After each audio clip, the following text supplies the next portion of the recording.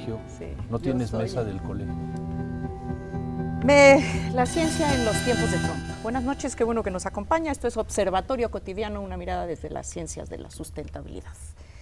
El encabezado de la revista Scientific American del mes de septiembre el año pasado señalaba: la ausencia de respeto de Donald Trump por la ciencia es alarmante. Y en un artículo la semana pasada en el periódico de La Jornada, Adolfo Gili, emérito de esta casa de estudios, señalaba unas palabras que presentaba Leon Botstein, presidente del Bard College en los Estados Unidos. Nunca, desde el tiempo de la Casa de Brujas y el macartismo, la universidad estadounidense ha sufrido una amenaza tan grande por parte del gobierno. Y se pregunta, ¿cómo va a funcionar la universidad cuando desde la presidencia y su gobierno se borran la diferencia entre hechos y ficción, postulando la existencia de hechos alternativos? De esto y más vamos a platicar aquí esta noche en Observatorio Cotidiano con nuestros invitados de hoy. Para ello están en cabina la doctora Rosaura Ruiz Gutiérrez, directora de la Facultad de Ciencias y presidenta de la Academia Mexicana de Ciencias en los años de 2008-2010. Muchísimas gracias, Rosaura. José Franco, él es director general de divulgación de la ciencia de la UNAM y también fue presidente de la Academia Mexicana de Ciencias en los años de... Hace 3 años. De hace 3 años. Ya no nos salen las cuentas, ya no le podemos sumar. También está con nosotros el doctor Imanol Ordórica, él es director general de evaluación institucional de la UNAM. Pues bienvenidos, muchas gracias por acompañarnos. Gracias. Y bueno, pues, ¿qué piensan ustedes que puede o no puede pasar y cómo va a afectar esto al desarrollo de la ciencia en México, pero también en el mundo? Rosaura.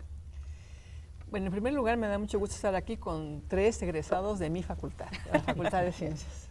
Gracias, Mireya, por invitarnos. Yo creo que el impacto está ocurriendo ya a nivel mundial. Hay mucha preocupación en el mundo porque, claro, muchos investigadores que trabajan con investigadores de Estados Unidos no van a poder ir, sobre todo de algunos países que ya sabemos que tienen actualmente detenida esa prohibición de entrada, pero que no sabemos qué va a pasar. Pero hay una preocupación generalizada porque indudablemente Estados Unidos, la Academia de Ciencias de Estados Unidos, los académicos de Estados Unidos, son muchos de ellos líderes en proyectos muy importantes para el mundo. Pero la ciencia es una actividad internacional. La ciencia no tiene una localidad definida. Entonces, el que haya problemas en Estados Unidos, el país, hablando en términos de ciencia y tecnología, de los más desarrollados del mundo, va a traer consecuencias para todo el desarrollo de la ciencia mundial. ¿Cómo es nuestra relación como institución con las entidades académicas de los Estados Unidos, Pepe? Mira, yo creo que hay muchísimos tipos de relaciones. Un número muy importante de nuestros investigadores se prepararon en universidades en Estados Unidos. Y hay muchos que están años. ahí preparándose, ¿no? En este momento hay cerca de 1,500 becarios de CONACYT, más becarios de algunos otros lados, pero bueno, un grupo muy importante de los actuales investigadores se prepararon en Estados Unidos, tienen relaciones individuales con investigadores allá, hay por supuesto relaciones institucionales, pero yo creo que hay otra, digamos, independientemente de esta relación de México o de cualquier otro país con Estados Unidos, yo creo que es muy importante el recordar que en Estados Unidos se doctoran alrededor de 50,000 personas cada año, de los cuales aproximadamente la mitad son extranjeros. Y un número muy grande de profesores y de jefes de laboratorios en Estados Unidos son extranjeros. Entonces, en este momento, yo creo que vale mucho la pena subrayar lo que dijo Rosaura. La ciencia, el conocimiento, es una actividad global que no tiene fronteras políticas. Las únicas fronteras que hay son las fronteras del conocimiento y se hace en todos lados. Entonces, las actividades científicas en Estados Unidos y en el mundo van a ser fuertemente afectadas por las políticas de este señor que es un chantajista maniático. Yo creo que más allá de los problemas de limitaciones migratorias, de flujos de recursos, de llegada de estudiantes a Estados Unidos y salida o entrada de investigadores a ese país, lo que tenemos es una difícil relación entre el poder y el conocimiento. que ha llegado al pináculo del poder político en Estados Unidos una persona que, como decías, tiene una idea de que hay hechos alternativos. Entonces, sobre temas cruciales del conocimiento, de la sustentabilidad, del futuro de la humanidad y de la Tierra, están puestos en juego, por ejemplo, la creencia en la evolución, el convencimiento científico sobre la evolución y el creacionismo está puesto en entredicho ahora totalmente desde la presidencia de la República de los Estados Unidos, el cambio climático, el calentamiento global. Así es.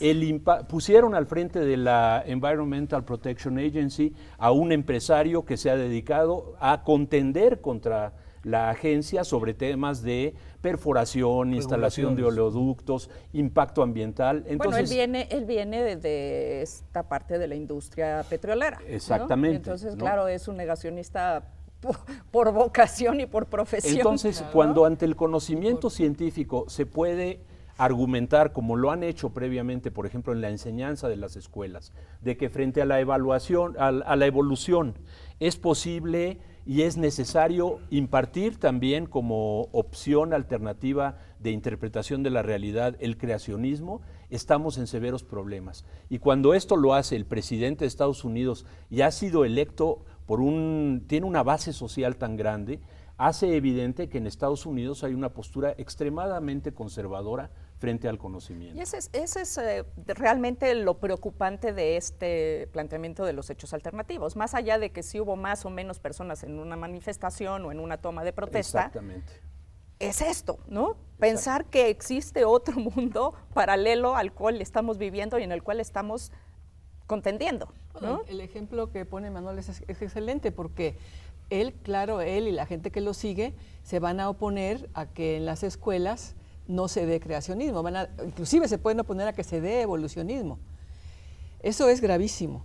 El evolucionismo es algo que todo mundo debería conocer, todo mundo debería entender y saber en el planeta cómo se origina la vida en la Tierra y cómo hemos evolucionado. Y el hecho de que todos los seres vivos descendemos de un ancestro común y que esto tiene un nivel de pruebas científicas exactamente equivalente a que sabemos que la Tierra gira alrededor del Sol.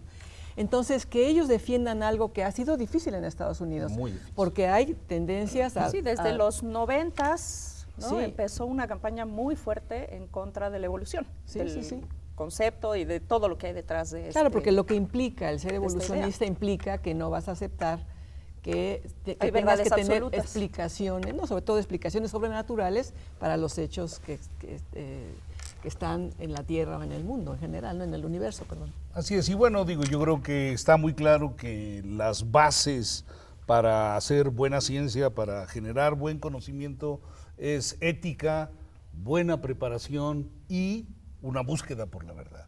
Y nada de esto está presente ni en el señor Donald Trump ni en algunos de sus allegados. De hecho, el secretario de Estado pues es una persona que viene de una compañía muy, muy importante que produce combustibles fósiles o que se dedica a vender combustibles fósiles. Sí, entonces es básicamente Pero de ahí un vienen negocio. varios. Y su asesor principal pues es un manipulador, o sea, Steve Bannon es una persona que ha manejado una compañía que da además noticias. se ha metido todavía pero que medio además- oscuro, ¿no? Y La dice historia de este mentiras, personaje. O sea, el problema es que dicen mentiras con la mano en la cintura y ya todos nos acostumbramos a que digan mentiras. O sea, ya parecen políticos mexicanos.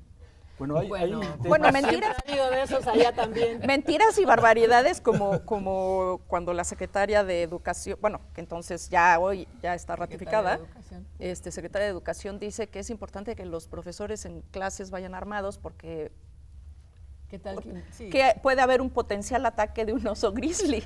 O sea, en el tema de si el oso educación grizzly está en la casa. hay un blanca. tema gravísimo porque toda esa formación científica que viene desde las primeras etapas educativas está hoy en juego. Para Trump, y lo dijo en campaña en su School Choice and Opportunity Act, que era una propuesta, La política educativa de educación pública es la más fallida de las administraciones norteamericanas y propone crear un gran mercado educativo desde la educación básica hasta la educación superior, con medidas como, por ejemplo, erradicar completamente la definitividad, tenure, en las universidades y sustituirla por pago por méritos. Nosotros conocemos muy bien los impactos negativos del pago por méritos en México. Pero tenemos definitividad. Sí, aunque hay definitividad, pero tenemos muy claro que este tipo de cosas atentan en contra de la generación de conocimientos de manera independiente y de manera protegida frente a los intereses del poder económico y político, ¿no? Entonces, hay un apoyo muy grande a las escuelas religiosas, a las escuelas charter, que tienen, no solo son de carácter lucrativo, muchas de ellas. Acuérdense que Trump hizo la Trump University, que fue declarada un fraude y tuvo que pagar, pagar 25 millones de dólares de settlement, ¿no? De acuerdo, por haber engañado a la gente. Entonces tiene un historial respecto al tema educativo y de educación superior en particular, que es muy complicado. Sí, aunque el tema fundamental a que nos invitó Mireya es el desarrollo de la ciencia, yo creo que este punto de Imanol es central. Pero ¿qué va a pasar es que así con la se educación? construye la ciencia, ¿no? Si no educamos bien a los ciudadanos, pues Claro. ¿quién va a querer estudiar después ciencia y quién va a entender la ciencia? Bueno, sí va a haber, ¿no?, algo tremendo en Estados Unidos, en tanto si a los niños y a los jóvenes no les van a enseñar lo que la ciencia ha descubierto, por ejemplo, la evolución o el cambio climático o se lo van a el enseñar universo como en general, hecho no sabe cómo se lo alternativo. van a enseñar. Exacto. Así es, Entonces, sí. así es. Y bueno, yo creo que la educación en Estados Unidos ha tenido pues, altibajos y ha estado pasando por un bajo bastante pronunciado. Y en este momento son los inmigrantes los que mantienen la calidad del trabajo, tanto educativo como de investigación y también de innovación en Estados Unidos. Digo, Sobre todo en áreas de ingeniería y de ciencia básica. Steve Jobs era hijo de inmigrantes sirios, tan simple como eso, ¿no? Y eso no solo es privativo de Estados Unidos, también en la Unión, el tema del Brexit en Inglaterra, todas aquellas personas de la Unión Europea que estaban ya trabajando, jóvenes científicos y científicas, pues les están llegando ya sus avisos de que pues se van a tener que ir, ¿no? Y están muchos también al frente de instituciones de investigación científica o están haciendo sus estudios en estas y las universidades. políticas de ese estilo, las políticas derechistas, xenófobas, se van a fortalecer en todo el mundo. No solamente en Estados Unidos, también en Francia, en Inglaterra, como señalas, se están fortaleciendo. Pues la influencia de Estados Unidos no es pequeña, ¿no? Sí, no, el panorama no se avecina bonito, ¿no?, ni halagador. De hecho, hay como este boom de la derecha, la extrema derecha en México, en Estados Unidos, en Francia, en muchas otras partes de Europa. Y no se vaya, porque de esto y más vamos a seguir hablando ciencia en los tiempos de Trump aquí en Observatorio Cotidiano. Vamos a una pausa y volvemos.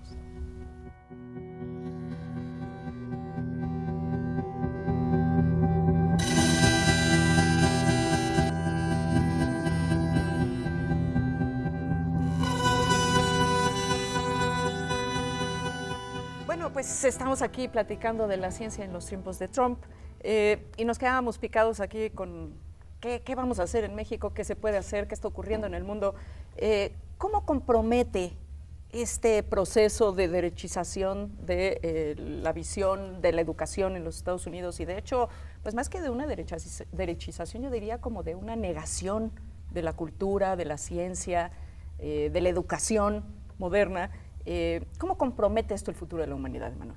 O sea, yo creo que las universidades en todo el mundo han sido espacios privilegiados para avanzar agendas sobre equidad de género, no a la violencia contra las mujeres, sobre el respeto a la diversidad étnica, religiosa, etcétera. En las universidades ha habido muchísima de la construcción de un discurso al que se le ha llamado políticamente correcto, pero que en esencia ha implicado incluso políticas públicas para la inclusión, para el respeto a los diferentes grupos de la sociedad. Digamos que somos punta de lanza de estos procesos, ¿no? Ahora, cuando llega a la presidencia una persona que es un abusador sexual, que es una persona que no tiene el más mínimo respeto por las diferencias de género, mucho menos étnicas, sobre todo contra México o el mundo musulmán, entonces en las universidades los pequeños grupos que han existido muy conservadores, que han combatido siempre el discurso progresista de la educación superior,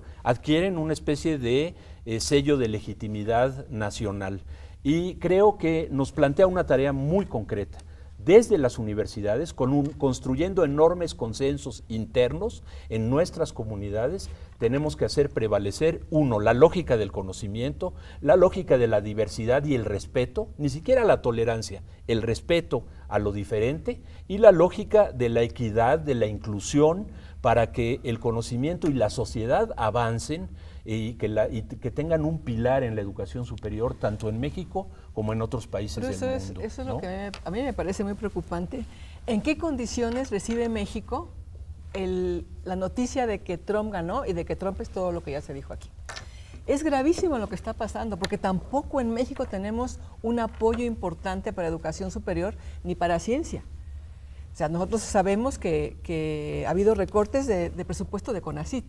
Entonces, es gravísimo lo que sucede, porque es una tendencia mundial, pero nosotros tenemos nuestra propia tendencia, que no es precisamente la de apoyar al desarrollo científico-tecnológico ni a la educación superior. Entonces, es como que se suma, y sí me preocupa muchísimo qué va a pasar aquí, porque efectivamente el número de becas se va a disminuir. O sea, en este momento me parece que no se disminuyó, pero no. En poco tiempo, claro que sobre todo respecto a la proporción de becas que se requieren.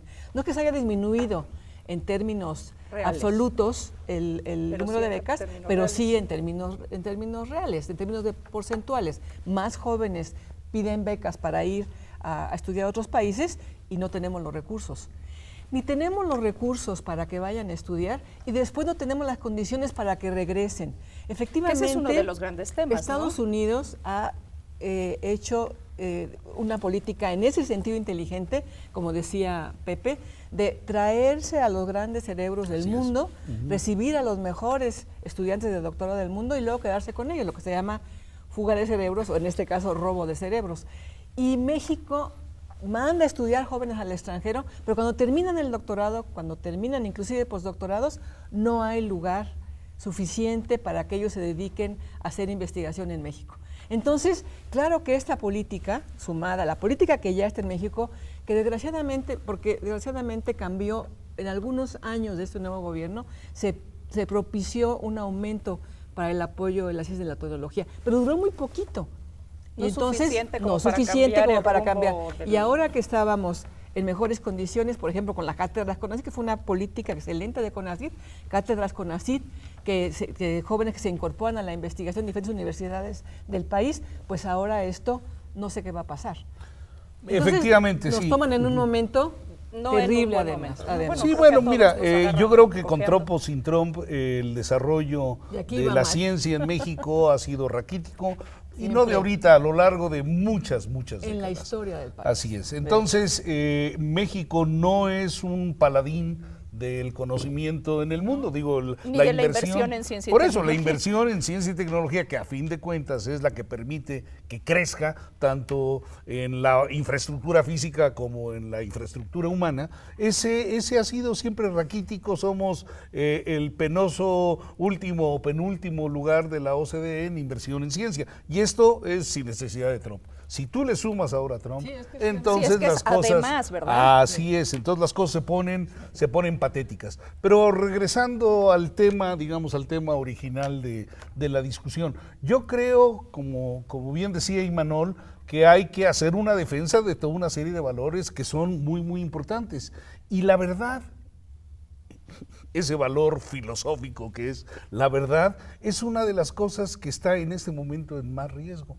Porque, insisto, con la mano en la cintura dicen mentiras, inventan cosas.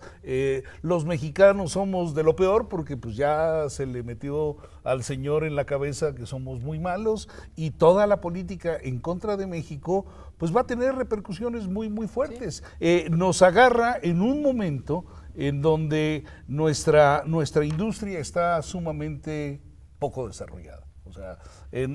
O sea, México no ha logrado... Y mucha de nuestra mano de obra capacitada y no capacitada se ha fugado. Fue la política del TLC, la política exactamente, México no ha logrado no convertir el conocimiento en oportunidades económicas ni en desarrollo social. Pero- Y tenemos que hacerlo, y tenemos que trabajarlo Bueno, podríamos cambiar fuertemente. Ahora, tenemos un escenario súper complicado, porque las instituciones mexicanas en general, las políticas sobre todo, están completamente erosionadas, la credibilidad gubernamental está por los suelos, la postura del presidente de la República parece también de hechos alternativos, no se sabe nunca qué intercambia con el presidente de los pasó y Estados qué no Unidos pasó. y qué no Así pasó, es. una falta de dignidad total. Pero sumen a eso que hay 3.5 millones de mexicanos que no tienen residencia legal en Estados Unidos, estaban protegidas por estas dos actas que había promovido Obama, la que cuida a los estudiantes, a los niños Sí. que, A los que están Dreamers. ahí y a los padres de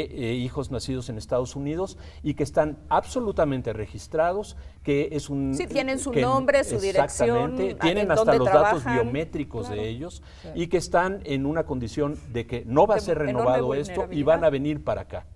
Y hemos Donde no hay visto una trabajo. gran tibieza en las iniciativas que se han planteado. Porque lo que se ha puesto hoy en juego es una iniciativa que se va a discutir mañana en el Senado, es dar, por ejemplo, a las universidades privadas mexicanas la capacidad de revalidar estudios de carácter superior, lo cual es un riesgo peligrosísimo que puede tener consecuencias a muy largo plazo para México. Porque abres la posibilidad a que universidades de muy bajo nivel, ¿no? Tengan el negocio de la posibilidad de revalidarle estudios a personas. No estamos pensando en Pero las ¿cuál? buenas Claro. universidades privadas. Claro, pero O eso no la UNAM necesariamente. Pero ahí sí puedes La UNAM poner lo va a hacer. cierto control. Es Sí. que, por ejemplo, estoy hablando de que esto se va a extender a las universidades privadas. La UNAM ya tiene, todas las universidades autónomas tienen el derecho de la revalidación de estudios. Claro. ¿no? Sí, Entonces, pero somos más papistas que el Papa como, a la hora de revalidar como los una estudios. En ciencia no. como una medida supuestamente para atender esta migración medianamente educada que va a venir a México, se están tomando iniciativas sin calcular bien las consecuencias que tienen. Y hay que discutir esto, porque hay una especie de populismo de ir a recibir a los migrantes al aeropuerto, hacer cosas efectistas y no cosas cuidadas, de cómo incluso aprovechar a un conjunto de mexicanos que han recibido una preparación y incorporarlos Exacto. a la economía y al Así conocimiento es. de nuestro país. Bueno, yo Exactamente, creo, ¿a sí, dónde nos mira. vamos a incorporar? No, Ese es el Exacto, esa es la problema, no pregunta. hay. Bueno, yo creo que va a haber una presión muy, muy fuerte. Espero que esa presión encuentre caminos adecuados para generar pues, toda la infraestructura que no hemos generado en mucho tiempo, que la empecemos a generar rápidamente. Y esperamos que el gobierno federal y también el sector privado empiecen a invertir más fuertemente en ciencia y tecnología. Es que educación. eso es lo que no ha pasado. Sí, por eso, pero eso educación, hay que ciencia empezar, y tecnología, de acuerdo, pero no hay, pasa que, momento. hay que trabajarlo. Puede Hay ser, que puede trabajarlo. ser, Puede un ser, momento, pero no lo que sabemos, pasa es que ¿verdad? no olvidemos que la política que tuvo el Tratado de Libre Comercio fue exactamente esa. A México le tocó la parte de maquilar. Entonces, pero no producimos innovación, no mejoramos nuestra tecnología. No tenemos tecnología realmente, es poca la tecnología que se desarrolla en México, todo lo importamos. No lo hemos desarrollado aquí. Ha habido una política de Salinas para acá de ese estilo. Y ahora sí, ojalá, pero no lo veo fácil, empecemos a tratar de que México sea un país que innove, que se promueva la innovación, que somos de los países, para variar, ¿Cómo- el TLC cómo con menor podemos índice fortalecer- de ¿Cómo innovación. podemos fortalecer estos espacios de investigación y de docencia en México? A ver, tenemos Nos hace falta una cosa recursos. muy importante. Recursos, dinero, Necesitamos una dinero. comunidad científica y académica mucho más actuante y con una voz más fuerte, más unificada y más echada para adelante para plantear demandas y plantear soluciones a problemas. Sí. Y tenemos una fecha inmediata que nos puede unificar desde abajo ¿El 22 para de salir públicamente el 22 de abril como contraparte a la marcha de los académicos e investigadores. No como en contraparte, Estados como Unidos, apoyo, como como apoyo, apoyo. ¿no? Bueno, que Pero, de hecho la convocatoria está abierta y están registrándose marchas en todo el mundo, ¿eh? De investigadores. ¿qué y tenemos que hacer investigadoras. nosotros? Tenemos que salir, por no cierto. es solo hacer una crítica a lo que pasa en Estados Unidos, coincido plenamente, sino hacer una crítica a las enormes deficiencias que hay aquí, a cómo son las políticas de conocimiento y de investigación investigación en nuestro país y de educación superior y plantear iniciativas que tendrían que asumirse no solo para captar a esta población que probablemente venga a México, sino para ubicarnos en un plano diferente como productores de conocimiento, como generadores de nuevos conocimientos. Este regreso de connacionales muy preparados allá puede ser un bueno, elemento efectivamente, de empuje muy importante pero para necesitamos catalizar cambios acá, exactamente, ¿no? pero necesitamos Digo, trabajar en no tres es el mejor vías. de los escenarios, pero ya que va a ocurrir. No, pero necesitamos trabajar en tres vías. Recuperémoslos y apoyémoslos. Todas las instituciones de educación superior e investigación tienen que trabajar necesariamente en tres vías. Una es, hay que generar más conocimiento independientemente de sus aplicaciones. O sea, la ciencia tiene su motor propio y todas y cada una de las áreas del conocimiento hay que desarrollarlas a su paso con su motor propio. Hay que atender problemas nacionales porque es importantísimo utilizar el conocimiento para atender los problemas nacionales y hay que también atender los problemas de los sectores productivos. El conocimiento debe de aplicarse para generar riqueza, para generar mejores empleo, satisfactores sociales y para generar más conocimiento. Pero Esos ¿sabes? son los Sí, tres por tracks supuesto. por donde hay que Por caminar. eso lo sabemos hace mucho y Sí, no claro. lo hemos Bueno, hecho. bueno, Simplemente Bueno, se han puesto más lo hemos difíciles dicho las siempre. cosas. pero hay que hacer, o sea, Bueno, digamos, eso en es lo este que hay que momento hacer. estamos en una disyuntiva Eso es lo- clara, de acuerdo. entonces De hay que acuerdo. trabajarle y yo Hay que creo hacerlo. que en este momento tanto el gobierno federal como los gobiernos estatales, Pues sí. como los sectores privados tienen que invertir. Así es, De acuerdo. Rosaura. Es que es el gran problema. Esto que señala Pepe, por supuesto, coincido 100% con él, solamente que lo hemos dicho la Academia Mexicana de Ciencias, el Foro Consultivo, las universidades del país, los centros de investigación, todos lo hemos señalado hace mucho tiempo. México es uno de los países con menor innovación para variar de la OCDE. O sea, Pero incluso en América Latina, Incluso digo. en América Latina, ya No nos somos supera campeones. Argentina, No, para Brasil, nada. Chile. Bueno, somos Lo están campeones al superando revés. inclusive en cuestión de producción de conocimiento básico, que es lo que mejor hacemos. Conocimiento básico producimos y somos parte de la producción mundial de conocimiento.